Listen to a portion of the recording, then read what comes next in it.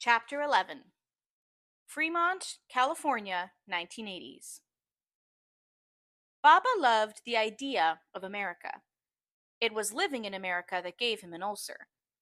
I remember the two of us walking through Lake Elizabeth Park in Fremont, a few streets down from our apartment, and watching boys at batting practice, little girls giggling on the swings in the playground. Baba would enlighten me with his politics during those walks, with long winded dissertations. There are only three real men in the world, Amir, he'd say. He'd count them off on his fingers: America, the brash savior, Britain, and Israel. The rest of him, he used to wave his hand and make a puff sound. They're like gossiping old women. The bit about Israel used to draw the ire of Afghans in Fremont, who accused him of being pro Jewish and de facto anti Islam. Baba would meet them for tea and rout cake at the park, drive them crazy with his politics. What they don't understand, he'd tell me later, is that religion has nothing to do with it. In Baba's view, Israel was an island of real men, in a sea of Arabs too busy getting fat off their oil to care for their own.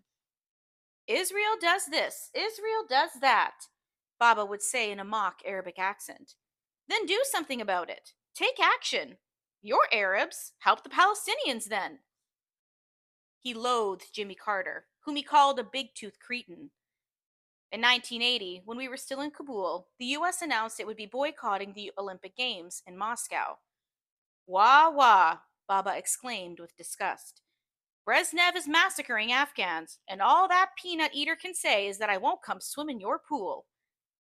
Baba believed Carter had unwittingly done more for communism than Leonid Brezhnev. He's not fit to run this country. It's like putting a boy who can't ride a bike behind the wheel of a brand new Cadillac. What America and the world needed was a hard man, a man to be reckoned with, someone who took action instead of wringing his hands. That someone came in the form of Ronald Reagan.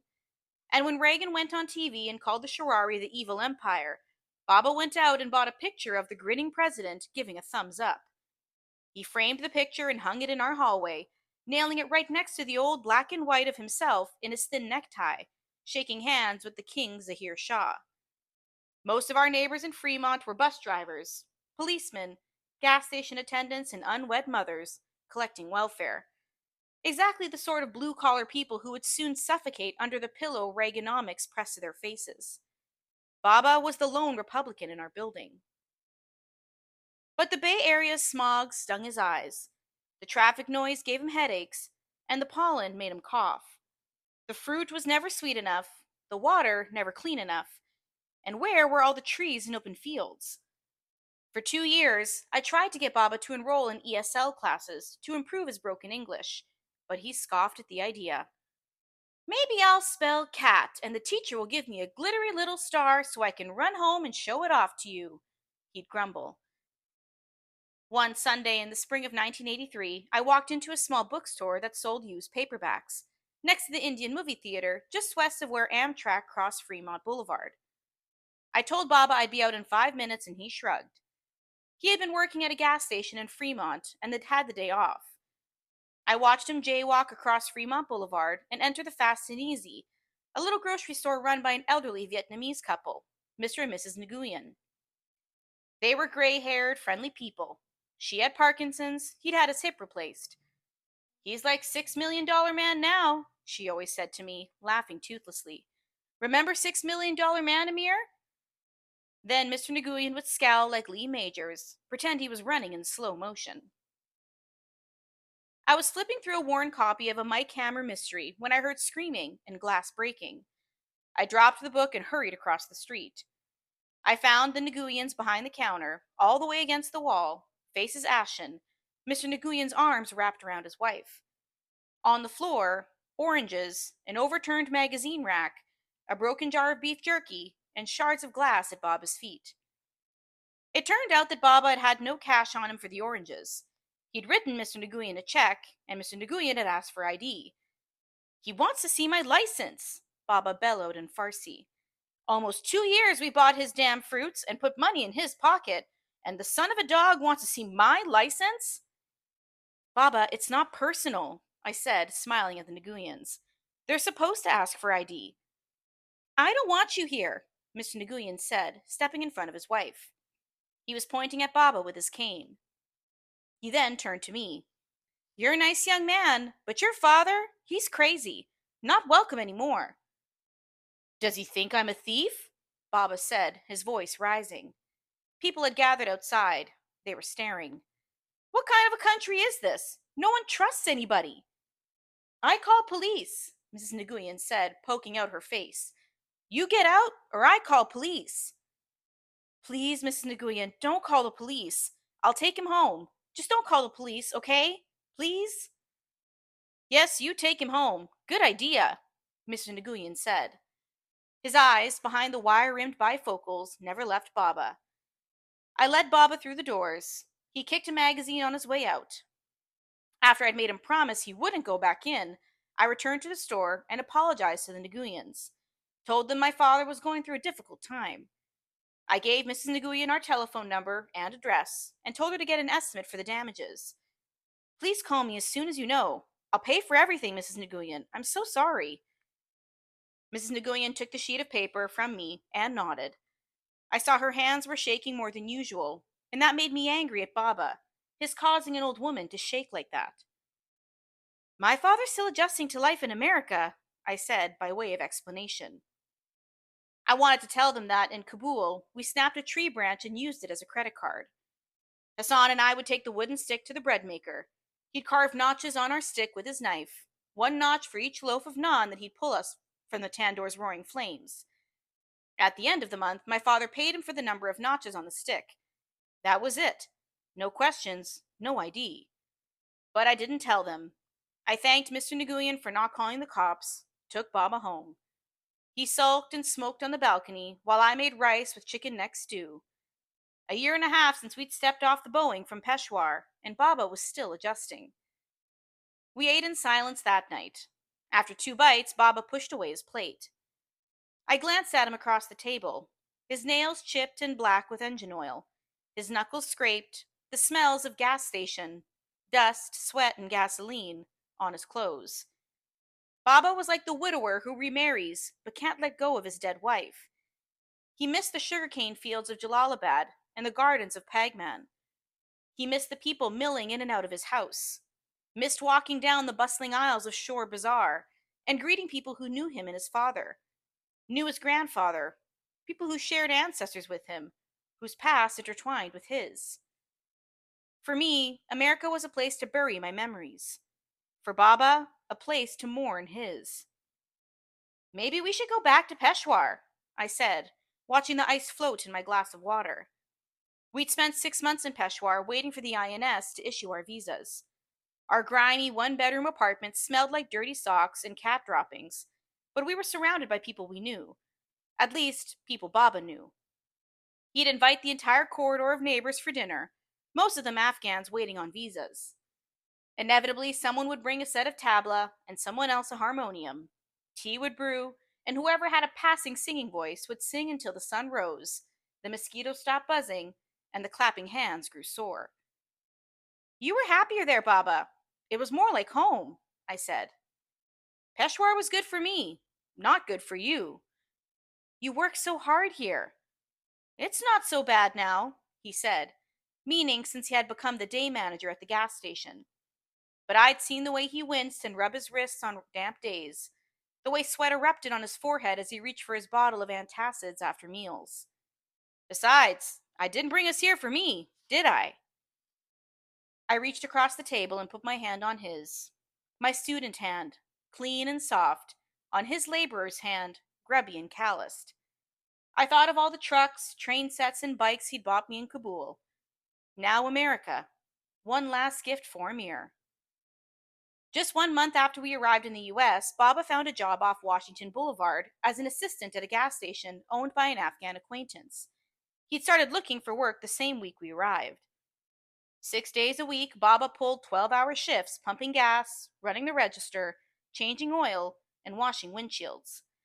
I'd bring him lunch sometimes and find him looking for a pack of cigarettes on the shelves, a customer waiting on the other side of the oil-stained counter, Baba's face drawn and pale under the bright fluorescent lights. The electronic bell over the door would ding-dong when I walked in, and Baba would look over his shoulder, wave, and smile, his eyes watering from the fatigue. The same day he was hired, Baba and I went to our eligibility officer in San Jose, Mrs. Dobbins. She was an overweight black woman with twinkling eyes and a dimpled smile. She told me once that she sang in church, and I believed her. She had a voice that made me think of warm milk and honey. Baba dropped the stack of food stamps on her desk. "Thank you, but I don't want," Baba said. "I work always. In Afghanistan I work, in America I work. Thank you very much, Mrs. Dobbins, but I don't like it free money." Mrs. Dobbins blinked, picked up the food stamps, looked from me to Baba like we were pulling a prank, or slipping her a trick, as Hassan used to say. "15 years I've been doing this job, and nobody's ever done this," she said. And that was how Baba ended those humiliating food stamp moments at the cash register and alleviated one of his greatest fears, that an Afghan would see him buying food with charity money. Baba walked out of the welfare office like a man cured of a tumor.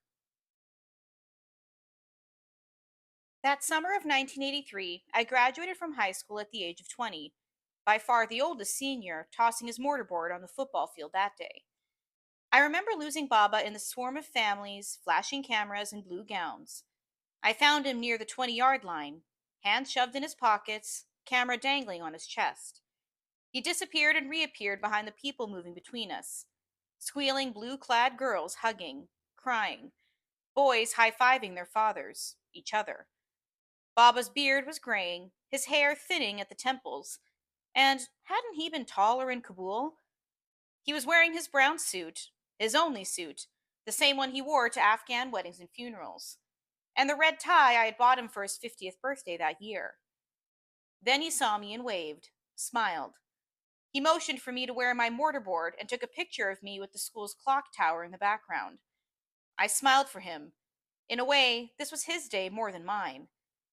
He walked to me, curled his arm around my neck, and gave my brow a single kiss. "I'm Mufka here, Amir," he said, proud. His eyes gleamed when he said that, and I liked being on the receiving end of that look. He took me to an Afghan kebab house in Hayward that night and ordered far too much food. He told the owner that his son was going to college in the fall. I had debated him briefly about that just before graduation and told him I wanted to get a job, help out, save some money, maybe go to college the following year. But he had shot me one of his smoldering Baba looks, and the word had vaporized on my tongue. After dinner, Baba took me to a bar across the street from the restaurant. The place was dim, and the acrid smell of beer I'd always disliked permeated the walls. Men in baseball caps and tank tops played pool, clouds of cigarette smoke hovering over the green tables, swirling in fluorescent light.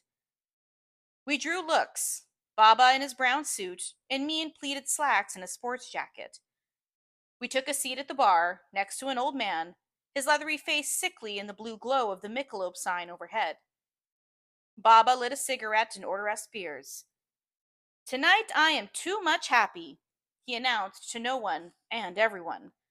"Tonight I drinking with my son.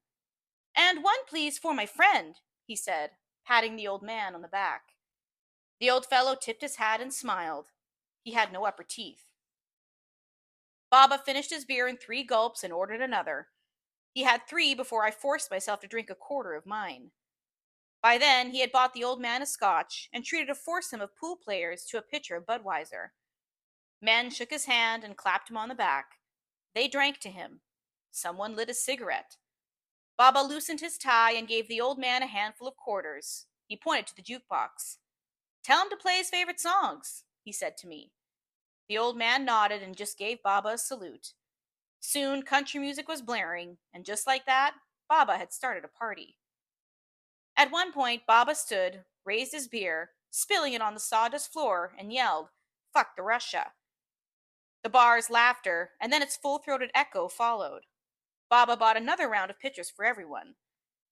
When we left, everyone was sad to see him go. Kabul, Peshawar, Hayward. Same old Baba, I thought, smiling. I drove us home in Baba's old ochre-yellow Buick Sentry.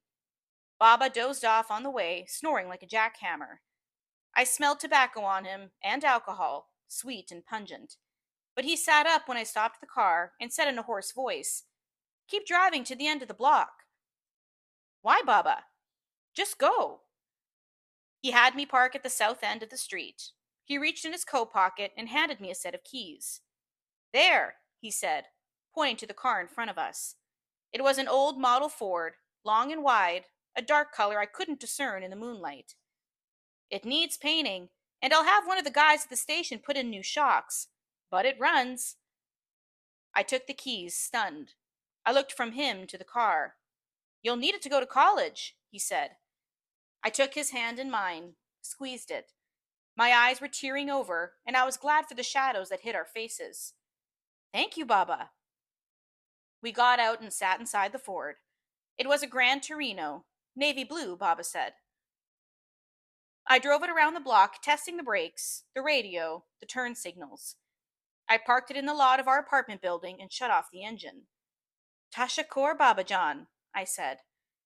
I wanted to say more, tell him how touched I was by his act of kindness, how much I appreciated all that he had done for me, all that he was still doing. But I knew I'd embarrass him. Tashakor, I repeated instead. He smiled and leaned back against the headrest, his forehead almost touching the ceiling.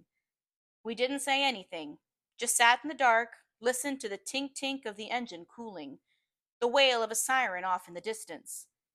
Then Baba rolled his head toward me. I wish Hassan had been with us today, he had said. A pair of steel hands closed around my windpipe at the sound of Hassan's name. I rolled down the window, waited for the steel hands to loosen their grip.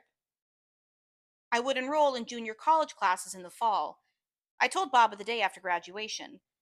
He was drinking cold black tea and chewing cardamom seeds, his personal trusted antidote for hangover headaches. I think I'll major in English, I said. I winced inside, waiting for his reply. English? Creative writing. He considered this, sipped his tea. Stories, you mean? You'll make up stories. I looked down at my feet. They pay for that. Making up stories? If you're good, I said, and if you get discovered. How likely is that, getting discovered? It happens, I said. He nodded. And what will you do while you wait to get good and get discovered? How will you earn money? If you marry, how will you support your canoe? I couldn't lift my eyes to meet his. I'll find a job. Oh, he said. Wah wah. So if I understand, you'll study several years to earn a degree, and then you'll get a chatty job like mine, one you could just as easily land today, on the small chance that your degree might someday help you get discovered. He took a deep breath and sipped his tea, grunted something about medical school, law school, and real work. My cheeks burned and guilt coursed through me, the guilt of indulging myself at the expense of his ulcer, his black fingernails, his aching wrists. But I would stand my ground, I decided. I didn't want to sacrifice for Baba anymore. The last time I'd done that, I had damned myself. Baba sighed, and this time tossed a whole handful of cardamom seeds in his mouth. Sometimes I got behind the wheel of my Ford, rolled down the windows, and drove for hours, from the East Bay to the South Bay, up the peninsula and back. I drove through the grids of cottonwood-lined streets in our Fremont neighborhood, where people who'd never shaken hands with kings lived in shabby, flat, one-story houses with barred windows, where old cars like mine dripped oil on blacktop driveways. Pencil-gray chain-link fences closed off the backyards in our neighborhood. Toys, bald tires, and beer bottles with peeling labels littered unkempt front lawns. I drove past tree-shaded parks that smelled like bark, past strip malls big enough to hold 5 simultaneous Buzkashi tournaments. I drove the Torino up the hills of Los Altos, idling past estates with picture windows and silver lions guarding the wrought iron gates, homes with cherub fountains lining the manicured walkways, and no Ford Torinos in their driveways. Homes that made Baba's house in Wazir Akbar Khan look like a servant's hut. I'd get up early some Saturday mornings and drive south on Highway 17, push the Ford up the winding road through the mountains to Santa Cruz. I would park by the old lighthouse and wait for sunrise, sit in my car and watch the fog rolling in from the sea. In Afghanistan, I had only seen the ocean at the cinema. Sitting in the dark next to Hassan, I had always wondered if it was true what I'd read, that sea air smelled like salt. I used to tell Hassan that someday we'd walk on a strip of seaweed strewn beach, sink our feet in the sand, and watch the water recede from our toes. The first time I saw the Pacific, I almost cried. It was as vast and blue as the oceans on the movie screens of my childhood. Sometimes in the early evening, I parked the car and walked up freeway overpasses. My face pressed against the fence, I tried to count the blinking red taillights inching along, stretching as far as my eyes could see. BMWs, Saabs, Porsches, cars I'd never seen in Kabul, where most people drove Russian Volgas, old Opels, or Iranian Pekans. Almost 2 years had passed since we arrived in the US, and I was still marveling at the size of this country, its vastness. Beyond every freeway lay another freeway, beyond every city, another city. Hills beyond mountains, and mountains beyond hills, and beyond those, more cities and more people. Long before the Rusi army marched into Afghanistan, long before the villages were burned and schools destroyed, long before mines were planted like seeds of death and children buried in rock piled graves, Kabul had become a city of ghosts for me, a city of hair lip ghosts. America was different. America was a river, roaring along, unmindful of the past. I could wade into this river, let my sins drown to the bottom, let the waters carry me someplace far, someplace with no ghosts, no memories, and no sins. If for nothing else, for that, I embraced America. The following summer, the summer of 1984, the summer I turned 21, Baba sold his Buick and bought a dilapidated 71 Volkswagen bus for $550 from an old Afghan acquaintance who had been a high school science teacher in Kabul. The neighbors' heads turned that afternoon. The bus sputtered up the street and farted its way across our lot. Baba killed the engine and let the bus roll silently into our designated spot. We sank into our seats, laughed until tears rolled down our cheeks, and more important, until we were sure the neighbors weren't watching anymore. The bus was a sad carcass of rusted metal, shattered windows replaced with black garbage bags, balding tires, and upholstery shredded down to the springs. But the old teacher reassured Baba that the engine and transmission were sound, and on that account, the man hadn't lied. On Saturdays, Baba woke me up at dawn. As he dressed, I scanned the classifieds in the local papers and circled the garage sale ads. We mapped our route: Fremont, Union City, Newark, and Hayward first, then San Jose, Milpitas, Sunnyvale, and Campbell if time permitted. Baba drove the bus, sipping hot tea from the thermos, and I navigated. We stopped at garage sales and bought knickknacks that people no longer wanted. We haggled over old sewing machines, one-eyed Barbie dolls, wooden tennis rackets, guitars with missing strings, and an old Electrolux vacuum cleaner. By mid-afternoon, we'd filled the back of the VW bus with used goods. Then, early Sunday mornings, we drove to the San Jose flea market off Berryessa, rented a spot, and sold the junk for a small profit. A Chicago record that we bought for a quarter the day before might go for $1, or $4 for a set of 5. A ramshackle Singer sewing machine purchased for $10 might, after some bargaining, bring in 25. By that summer, Afghan families were working an entire section of the San Jose flea market. Afghan music played in the aisles of the used goods section. There was an unspoken code of behavior among Afghans at the flea market. You greeted the guy across the aisle, you invited him for a bite of potato bologna or a little kabuli, and you chatted. You offered tasali, condolences for the death of a parent, congratulated the birth of children, and shook your head mournfully when the conversation turned to Afghanistan and the Rusis, which it inevitably did. But you avoided the topic of Saturday, because it might turn out that the fellow across the aisle was the guy you'd nearly blindsided at the freeway exit yesterday in order to beat him to a promising garage sale. The only thing that flowed more than tea in those aisles was Afghan gossip.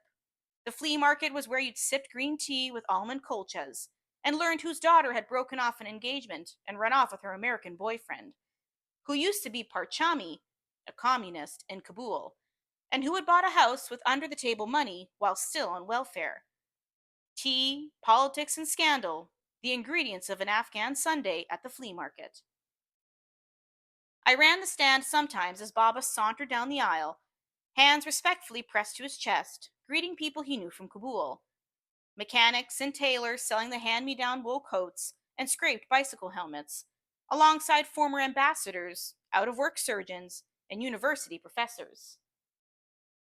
One early Sunday morning in July 1984, while Baba set up, I bought 2 cups of coffee from the concession stand and returned to find Baba talking to an older, distinguished looking man. I put the cups on the rear bumper of the bus, next to the Reagan Bush for 84 sticker. Amir, Baba said, motioning me over. This is General Sahib, Mr. Iqbal Taheri. He was a decorated general in Kabul. He worked for the Ministry of Defense. Taheri. Why did that name sound familiar? The general laughed like a man used to attending formal parties, where he'd once laughed on cue at minor jokes of important people. He had wispy silver gray hair combed back from his smooth, tanned forehead, and tufts of white in his bushy eyebrows. He smelled like cologne and wore an iron gray 3-piece suit, shiny from too many pressings. The gold chain of a pocket watch dangled from his vest. Such a lofty introduction, he said, his voice deep and cultured. Salam, Bachem. Hello, my child. Salam, General Sahib, I said, shaking his hand. His thin hands belied a firm grip, as if steel hid beneath the moisturized skin. Amir is going to be a great writer, Baba said. I did a double take at this. He has finished his first year of college and earned A's in all of his courses. Junior college, I corrected him. Mashallah, General Taheri said. Will you be writing about our country? History, perhaps? Economics? I write fiction, I said, thinking of the dozen or so short stories I had written in the leather-bound notebook Rahim Khan had given me, wondering why I was suddenly embarrassed by them in this man's presence. Ah, a storyteller, the general said. Well, people need stories to divert them at difficult times like this. He put his hand on Baba's shoulder and turned to me. Speaking of stories, your father and I hunted pheasant together one summer day in Jalalabad, he said. It was a marvelous time. If I recall correctly, your father's eye proved as keen in the hunt as it had in business. Baba kicked a wooden tennis racket on our tarpaulin spread with the toe of his boot. Some business. General Taheri managed a simultaneously sad and polite smile, heaved a sigh, and gently patted Baba's shoulder. Zendagi Migzara, he said. Life goes on. He turned his eyes to me. We Afghans are prone to a considerable degree of exaggeration, Bachem, and I have heard many men foolishly labeled great. But your father has the distinction of belonging to the minority who truly deserve the label. This little speech sounded to me the way his suit looked, often used and unnaturally shiny. You're flattering me, Baba said. I am not, the general said, tilting his head sideways and pressing his hand to his chest to convey humility. Boys and girls must know the legacy of their fathers. He turned to me. Do you appreciate your father, Bachem? Do you really appreciate him? Ballet, General Sahib, I do, I said, wishing he'd not call me my child. Then congratulations, you are already halfway to being a man, he said with no trace of humor, no irony, the compliment of the casually arrogant. Padarjan, you forgot your tea, a young woman's voice. She was standing behind us, a slim-hipped beauty with velvety coal-black hair, an open thermos and styrofoam cup in her hand. I blinked, my heart quickening. She had thick black eyebrows that touched in the middle, like the arched wings of a flying bird, and the gracefully hooked nose of a princess from old Persia. Maybe that of Tamine, Rostam's wife, and Sohrab's mother from the Shahnameh. Her eyes, walnut brown and shaded by fanned lashes, met mine, held for a moment, then flew away. You're so kind, my dear, General Taheri said. He took the cup from her. Before she turned to go, I saw she had a brown, sickle-shaped birthmark on the smooth skin just above her left jawline. She walked to a dull gray van 2 aisles away and put the thermos inside. Her hair spilled to one side when she kneeled amid the boxes of old records and paperbacks. My daughter, Sarayajan, General Taheri said. He took a deep breath, like a man eager to change the subject, and checked his gold pocket watch. Well, time to go set up. He and Baba kissed on the cheek, and he shook my hand with both of his. Best of luck with the writing, he said, looking me in the eye. His pale blue eyes revealed nothing of the thoughts behind them. For the rest of the day, I fought the urge to look toward the gray van. It came to me on our way home.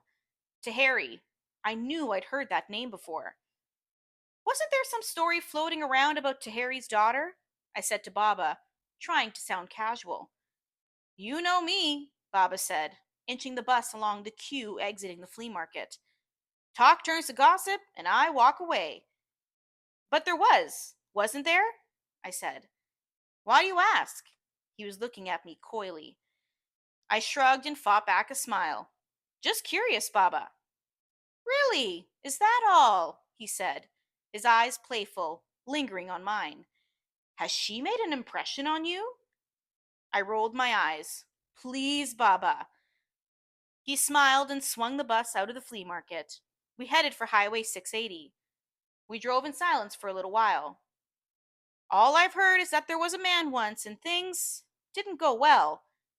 He said this gravely, like he disclosed to me that she had breast cancer. Oh, I hear she's a decent girl, hard-working and kind, but no Castigars, no suitors have knocked on the general's door since. Baba sighed. It may be unfair, but what happens in a few days, sometimes even a single day, can change the course of a whole lifetime, Amir, he said.